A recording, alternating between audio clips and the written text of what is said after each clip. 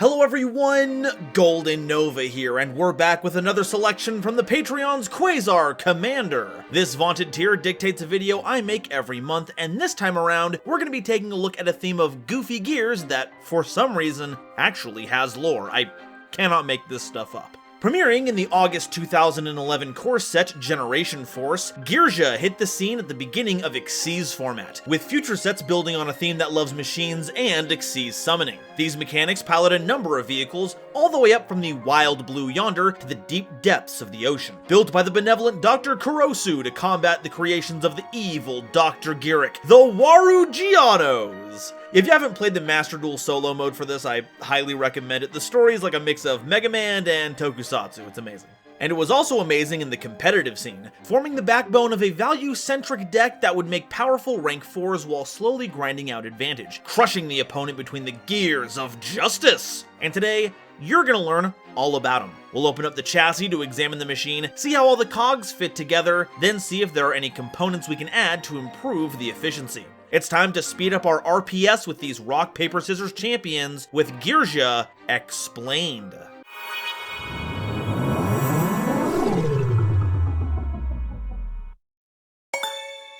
Today's episode is brought to you by my lovely patrons, as well as the wonderful people over at Dragon Shield. Get the sleeves as strong as dragon scales and save 5% on your order by using coupon code GoldenNova at checkout.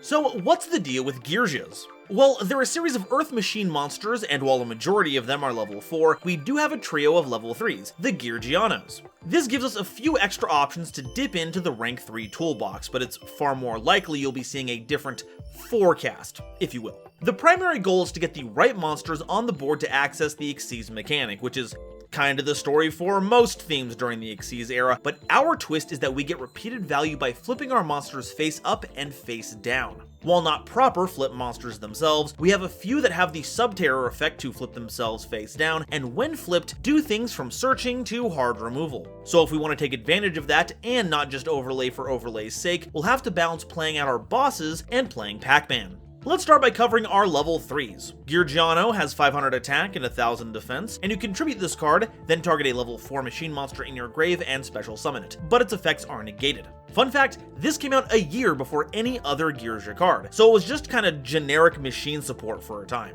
Now, we get to use it to recur our mainstay Geargias, but only as material because of that effect negation dealie. However, it does pair nicely with Geargiano Mark II. It's got 1000 attack, 500 defense, and when this card is normal or flip summoned, you can special summon a Geargia monster from your hand or grave in defense position. This is the one that works best for our entire team because it gets our level 4s into rotation without losing their effects, though it's not going to be helping with Xyz summoning unless you summon your original Geargiano with that effect, in which case, congrats on your new rank 3. But the high roll option for Mark II to summon is Geargiano Mark III. It's got 1000 attack and defense, and is largely the reason why I wanted to bunch together all the Geargianos. When special summoned by the effect of a Geargia card, read Mark II, you can special summon a Geargia monster from your hand or grave in defense position, except a copy of this card, but its effects are negated. But you can't special summon monsters the turn you activate this effect, except Geargia monsters. Now that's a pretty big setback because the strength of the deck would be its flexibility, using off-theme cards to enact its game plan.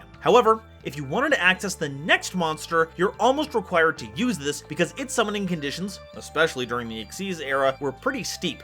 Geargia Gear Gigant XG is a rank 3 Xyz monster with 2500 attack and 1300 defense, requiring 3 level 3 monsters as material. Though if you use Mark II to summon 3, which would summon another Geargiano, that's a bit more feasible. During either player's battle step, while an attack involving your machine-type monster is occurring, you can detach a material from this card to negate the effects of all face-up cards your opponent currently controls. Also, your opponent can't activate cards or effects. These all last until the end of the damage step, and when this face-up card leaves the field, you can target one other Geargia card in your grave and add that target to your hand. So, for locking yourself out of your other options and going down a particularly gummy line of play, you get a monster the size of a generic rank 4 that everyone had access to. Utopia, whose effects don't actually make you better at combat, just take away your opponent's options, and if this leaves the field, you get 1 card back.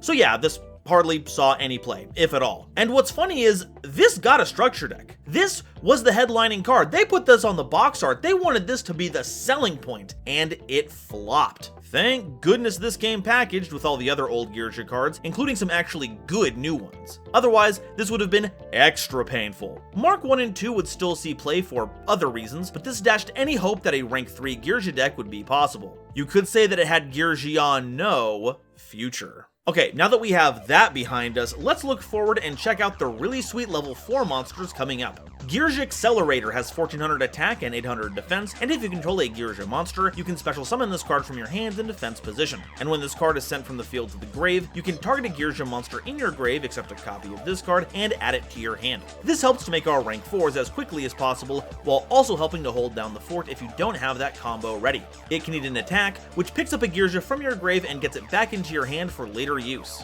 But because we have a number of ways to search this and pair it with a Geargia, that's only going to come up a few times. Had its text been a little differently, it would also help make a number of Link 2 monsters, and it still kinda can, but you're not going to get that recursion effect because it does miss timing. Now, for the love of God, put your hands back on the steering wheel, you're gonna cause a crash! Geargia Anchor has 1800 attack and 500 defense, and once per turn can change to face down defense position. If flipped face up, you can destroy monsters on the field up to the number of other Geargia monsters you currently control. Sadly it doesn't count itself, so it will need buddies to work. But thankfully, we do have a couple that like being face up at all times, so it's not a total non-bow. While the defense stat may be bad, that's not necessarily going to get in our way. If you summon it in attack position, then wait a turn, you can use the effect to flip it down, then flip it right back up with a position change, and then blammo! Those torpedoes are live! In fact, all of that can also be said of another monster we have, Geargia Attacker. It's got 1900 attack and 100 defense and has the same effects as Anchor, but it destroys spells and traps instead of monsters. This means you have the whole card removal spectrum covered, but despite the themes of speed going on here, this is some of the most telegraphed and sluggish removal I've ever seen. Rather than letting your game plan fly by, it really does just weigh you down.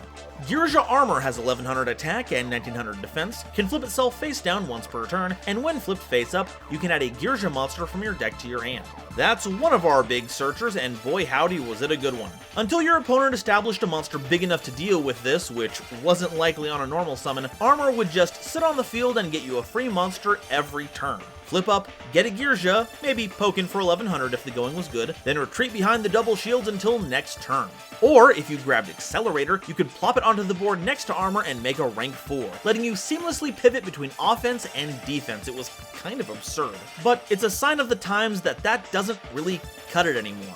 It is a search every turn, but not a search on the first turn, which sadly means that this monster has simply been out-armor classed. Geargia Arsenal has 1500 attack and 500 defense, but gains 200 attack for each Geargia monster you control. And you contribute this monster to special summon a Geargia monster from your deck in defense position, except a copy of this card.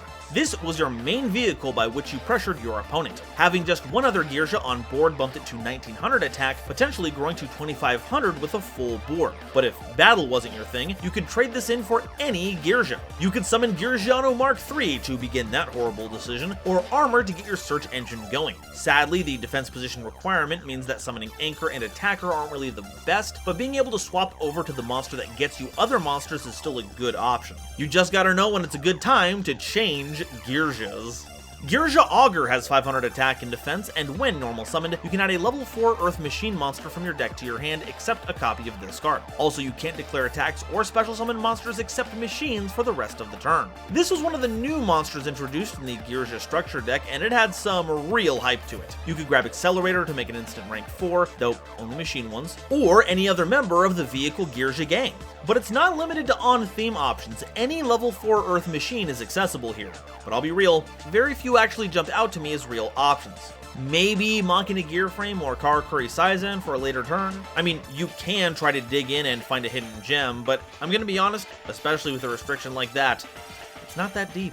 Time to wrap up the monster section with our last Xyz monster, Geargigant X, a rank 4 monster with 2300 attack and 1500 defense, requiring 2 level 4 machine monsters as material. Once per turn, you can detach a material from this card to add a level 4 or lower machine monster from your deck or grave to your hand, and when this card leaves the field, you can target a level 3 or lower Geargia monster in your grave and special summon it. This Xyz has been a staple in machine decks since its release, effectively being the machine flavor of Rhoda. It even grabs cards out of the grave, so even one-ofs that get stranded in there can come back for a second go-around.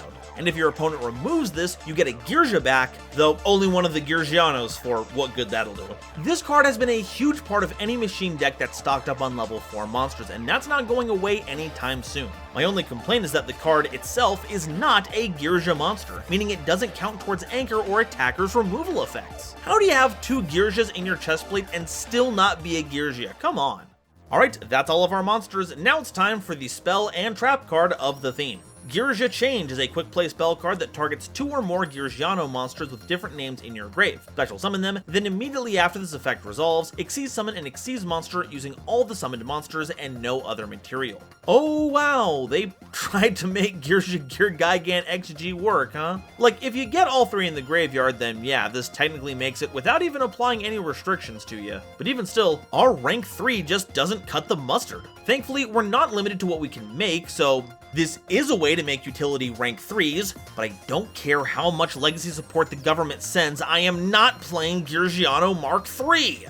Geargia Gear is a normal trap card that special summons 2 Geargiano monsters from your deck and increases their level by 1, making them 4s. This is the main reason you're still going to want to be playing Geargianos Mark 1 and 2, because this is effectively a 1-card rank 4. Granted, you don't get any value out of it because they don't have any on-special summon effects, so they are just bodies, but it was just that powerful at the time that flipping this on the opponent's end phase spelt doom for the opposition. It didn't hurt that the 2 Geargianos you would play represented level 4 monsters if you hard drew them in one way or another, so this just added a powerful utility to their inclusion, and boy did they run with it. And in true Saturday morning toy commercial fashion, they've got a big old truck that can hold all their Geargia gear. Alright, that's all the Geargia cards, but what do we do with them? Well, if we were at the height of Geargia's playability, I'd say we run a bunch of trap cards that put our opponent on the back foot while we generate value. But we are nowhere near the kind of Yu-Gi-Oh where that's a viable option, especially with this engine. I'd love to show you a combo for this deck, but right now, the only one that really exists without any kind of setup is summon Augur, grab Accelerator, summon it, overlay for Geargigan X, and then grab any level 4 or lower machine of your choice. And that's not a win con, that's a tech pick, which can help serve in other machine decks. So our main objective should be figuring out what decks this engine fits into and to what degree it's actually helpful. So what can we play to help them out? My first instinct is Infinitrax. While many of their best options are above Geargigan's level limit, that's where Ancient Gearbox comes in. A favorite companion to our motley mechs. If this is added to the hand from the deck or grave except by drawing it, you can then add an Earth Machine from your deck to your hand with an attack or defense of 500, except another copy of Box. And it turns out that Trencher, Tunneler, and Crab Crane all have that stat line in there, letting you scoop them up, with Geargigant already being there to tribute for their special summon. How gracious! This very same technique can be used to search out every single desk bot. Not only is one of their stats 500, both of them are! And with some of them even being pendulum monsters, this could be just what you need to unlock your scales and swing into action! Heck, if you have everything else set up, Augur can instead grab you Deskbot 4, which is arguably the most important one of the bunch. Not that I don't love all of them equally, though. If you wanted to branch out from Earth Machines, the Augur combo is also very efficient when it comes to making Springans Merrymaker. You get to send another Springans from deck to grave, potentially leading to a revive with Brothers. Then you can overlay on top of that for Gigantic Sargus. This can lead to you either adding Tally-Ho for a big monster summoning push, or getting King Regulus, summoning it with the Yarded Springan for a free negate. This is another strategy that benefits a lot from Clockwork Knight. The stab boost and debuff are very cool, but it's largely for its grave effect, letting you essentially trade a card in hand for any Geargia. Good for pure builds or when splashed into one, as they'll likely also be Earth Machines. As for a silly tech pick, well, I've been treating Geargia as an engine this entire time, so what about something that makes this work as its own deck? Well, it has a lot of removal in the form of Anchor and Attacker, which is really good if you can just keep board wiping your opponent over and over again. We just need a good way to utilize them. How can we spring this on our opponent as needed so we can interrupt their game plan? And I know just the card to help with that. Get ready, because it's time for another trip to Junk Sleep! Keep your removal options face down, and spring them on your opponent when they commit a monster to the board. Because they all flip at the same time, they will see each other for maximum destruction, and it even flips them to attack position, the one where most of them have favorable stats. You're gonna have to be careful with Geargia armor, and it even resets all of them face down at the end of the turn. What a sweetie. Alright, so that's all the info I have on Geargias, but how do they stack stack up against the Nova scale. Novelty. Geargia wasn't the first deck to grind out victories on the back of sturdy monsters and value engines, but it certainly was the most streamlined. Arsenal turning into Armor, which itself grabbed all your monsters, was a pretty tight loop that ensured you had the entire theme at your fingertips at all times, leaving a lot of deck space open for interaction options. And with Xyz summoning to leverage even more options, as well as powerful offensive tools, it could close out games as needed, which is something most control decks would struggle with. It also wouldn't be the last, going head to head against hat decks right up until the beginning of Duelist Alliance, which changed the game to a point that the gears just couldn't keep up. In fact, I'd hazard a guess and say we wouldn't have a comparable strategy to this until Crawlers, but I think it's fair to say that they left their mark on the game, so I'm giving Geargia a 3 in novelty. Objectivity. This was a top pick at the time, and while some games were basically unlosable, many times it came down to the pilot's skill, identifying how to best make use of their limited trap cards, and figuring out when it would be good to drop the shields and go on the offensive. But today, as we've seen, the archetype has no real win condition, and very few cards that could be considered usable in the current landscape. So don't expect Geargia to shake up anything more than a Time Wizard format event. Geargia are getting a 5 in objectivity. Versatility. For the one thing it can provide, it can be used in a lot of machine decks, be they Earth or otherwise. But in taking the vaunted normal summon, it does detract from decks like Machinas and Infinitrax. You have to choose between summoning Augur or Gearframe or Harvester. Like, to be honest, I can't remember the last time I've seen anyone put the Augur engine into a deck. So despite its ability to be splashed, until we see a big update to the theme that increases their desirability, I can only really give Geargia a 1 in versatility. Awesomeness. While I do enjoy the conceit of a trio of gear people getting teched out in a bunch of vehicles doing shenanigans, its style of play has a lot of repetition and not a lot of big splashy plays to get excited over. Apparently there's a whole war going on with evil gears in the background, but none of that comes through in the card art, only existing in Master Duel with no bespoke art and a 10-year-old lore snippet from a V-Jump article. I'm sorry, maybe I'm judging them a bit too harshly, but these little doodads are as rusted as it gets and badly need an oil change. Until then though, I'm gonna have to give Geargia a 2 in awesomeness, which means the theme gets an 11 out of 20 on the Nova scale. And that's all I have to say about Geargia. It's a shame they've fallen so far with such little support to keep them up to date over the years. I'm positive that with a good core set release, we could see a Geargia renaissance, using modern design sensibilities to get them up to code and meshing with the larger network of Earth Machine support that's out there. Or make it Dark Machine. We do need to introduce the Warugianos eventually, and yes, I will be doing the Waluigi voice the entire episode. But now, I want to hear what you all have to say. Are Geargias underappreciated and underestimated, or do they lack the torque needed for spin to win? And which one's your favorite? I've got to go with Geargia Arsenal. Gear tanks are pretty spicy. Let me know your favorites down below, and if you haven't already, make sure you subscribe so you don't miss the next episode, like the video if you found it informative, and share this video with somebody you know who loves Yu-Gi-Oh! It really does a lot to help me out. Today's episode is brought to you by my patrons, as well as the wonderful people over at Dragon Shield. Get the sleeves as strong as dragon scales and save 5% on your order by using the coupon code GoldenNova at checkout. Today's episode was also brought to you by my lovely patrons, including this month's illustrious Quasar Commanders Frankie and Marluxia the Girl, Nebula Navigators 3rd Dynasty, Ada Basilisk, Adam Zajdel, Andrew Newman, Kane Senpai, Christopher Fuss, Clockswork, Dark Dragon X830, Emony Chan, Eric, Aaron the World Breaker, Garland Chaos, Green Knight, Great Big Pillock, Hair Bear, Harry the Ominous Benefactor, Howling Zangetsu, Iron Zero, Iskander 711, Carp, Mana Charge, Marion James E. Picata, Mega Combi, Millennia Asta, Muzuki Clark, Nathan Vig, Natiel Lee Alexander, Orozco 09096, Panther J, Rebel King Lucifer, Red Eyes Jackalow, RJ the Jank Monarch, Sammy Haim, Serenity Towns, Sir Knight JCB, Skybuster Leo,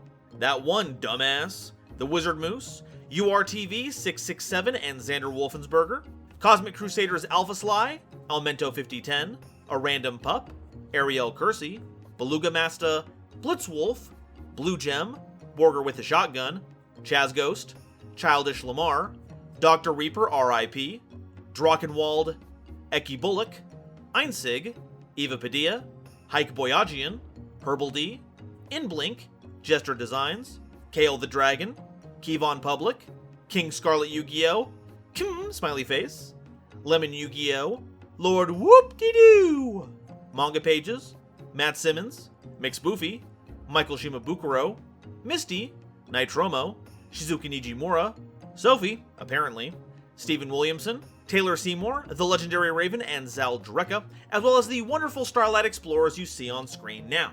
If you'd like to help me in my journey to cover all of Yu-Gi-Oh's archetypes, get my videos early, be a part of these credits and other awesome perks, it would mean the world to me if you would check out the link to my Patreon in the description or pinned comment, or consider joining as a YouTube member. And if you want to see a group of Earth machines made of brightly colored tech that blows Geargia out of the water, not biased at all, then check out this video I made covering desk bots. Thank you all so much for watching, and I'll see you next time. Bye-bye.